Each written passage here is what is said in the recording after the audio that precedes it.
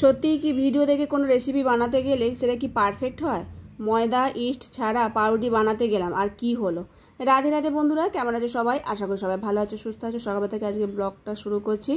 পোস্ত বেটে নিচ্ছি, পোস্ত আর কাঁচা লঙ্কা একসাথে বাটছি। আজকে ঝিঙে আলু পোস্ত করবো, সেটা বসিয়ে দিয়েছি আর বাটাটা বেটে তারপর তরকারির মধ্যে দিয়ে দেবো। হয়ে গেছে, আলুও সেদ্ধ হয়ে গেছে ঝিঙের জলেতে। এখন একটু জল দিয়ে সেদ্ধ করে নিয়ে তারপর নামিয়ে নেবো। ওইদিকে ডাল বসিয়েছিলাম আর একটা কড়াতে একটুখানি ডালটা সাঁতরে নিচ্ছি হিং দিয়ে। বিউলির ডাল করেছি আজকে, পোস্ত দিয়ে বিউলির ডালটাই ভালো লাগে, তাই জন্য বিউলির ডাল বসালাম আর সাঁতরে নিলাম। একটুখানি শুধু আদা আর মৌরি বাটা কাঁচা অবস্থায় দিয়ে দিই, শুকনো লঙ্কা আর মৌরি ফোড়ন তেজপাতা দিয়ে বসিয়েছি। এদিকে একটু পেঁপে আর আলু একসাথে সেদ্ধ করে নিলাম। শুধু পেঁপে ভাতে একটা ভালো লাগে না, একসাথে আলু সেদ্ধ করে নিয়ে কাঁচা লঙ্কা সরষের তেল লবণ দিয়ে মাখছি, তখন ভালো লাগবে। শুধু পেঁপে ভাতেটা কেউ খেতে চায় না, আলুটা একটুখানি মেশানো থাকলে ঠিক আছে। ঢ্যাঁড়স ছিল অল্প পরিমাণের মতো, সেটাকে শুধু ভেজেছি শুকনো লঙ্কা ফোড়ন দিয়ে। আর সব রান্নাবান্না হয়ে গেছে, শশাও বানিয়ে নিয়ে ভগবানকে ভোগ নিবেদন করেছিলাম, সাথে একটু সন্দেশ ছিল সেটাও দিয়ে সেবা দিয়েছিলাম। অনলাইন থেকে একটা ব্যাগ অর্ডার করেছিলাম, তো এই সময় তো একটু অফার দেয়, তো এরকম ব্যাগ চলে এসেছে, সেটাই এখন খুলে দেখছি ঠিক আছে কিনা। ফোনটা ঘাঁটতে ঘাঁটতে হঠাৎ করে দেখলাম ময়দা ছাড়া ইস্ট ছাড়া পাউরুটি কি সুন্দর বানিয়ে দিল। তো আমিও ভাবলাম তাহলে ঘরে তো সব সরঞ্জামই আছে, তাহলে বানাতে শুরু করি। সুজি দিয়ে বানালো, তো আমি এখানে 2 কাপ সুজি নিয়েছি আর তার সাথে টক দই 1 কাপ নিয়ে নেবো। আর বেশ সুন্দরও বানালো। আমি তার ভাবলাম কোনোদিন তো পাউরুটি বানাইনি, আজকে তাহলে বানিয়ে নিই। মিক্সচারে সুজিটাকে মিহি করে গুঁড়ো করে নিয়ে এলো দেখলাম, তারপর তার সাথে একটু চিনি দিয়ে আবার একটুখানি মিহি করে নিল। তো যাই হোক, আমার হয়ে গেছে।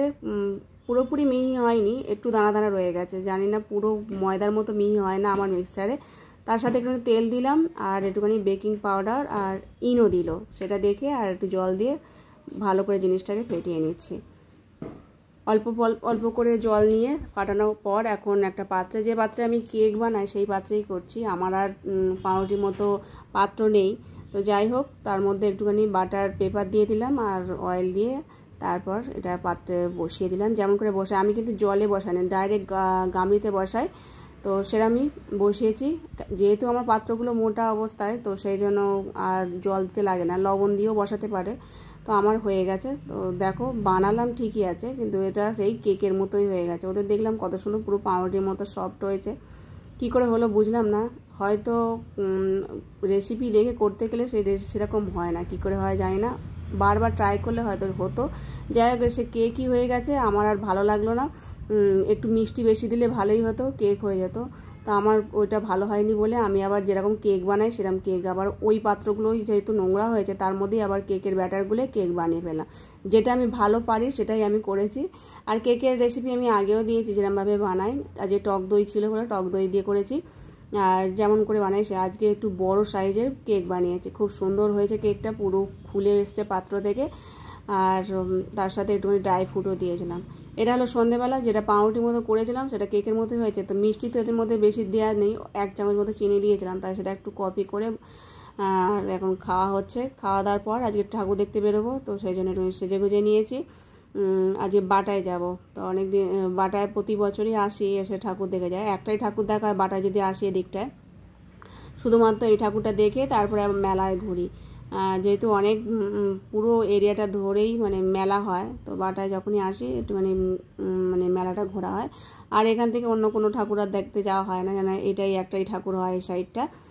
যাই হোক, এখন মাকে দর্শন করলাম আর খুব সুন্দর প্রতিমাটা করেছিল। আর প্রতি বছরই যে থিমটা করে সেটা খুবই ভালো লাগে, এবছর একটু অন্যরকম করেছিল।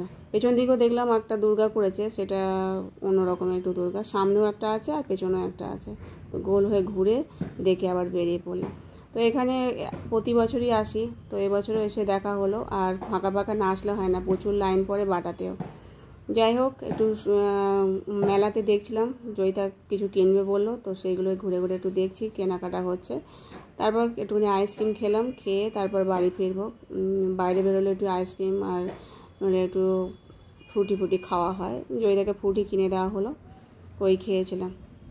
ভিডিও দেখে যখনই কোনো কিছু করার চেষ্টা করি সেটা পুরো পারফেক্ট হয় না, কিন্তু বারবার করতে করতে সেটা একসময় পারফেক্ট হয়ে যায়। যখন আমি প্রথম কেক বানানো শিখি তখন আমারও কিন্তু পারফেক্ট হতো না। প্রেসার কুকারের মধ্যে করতাম জল দিয়ে, আর সেটা হতো।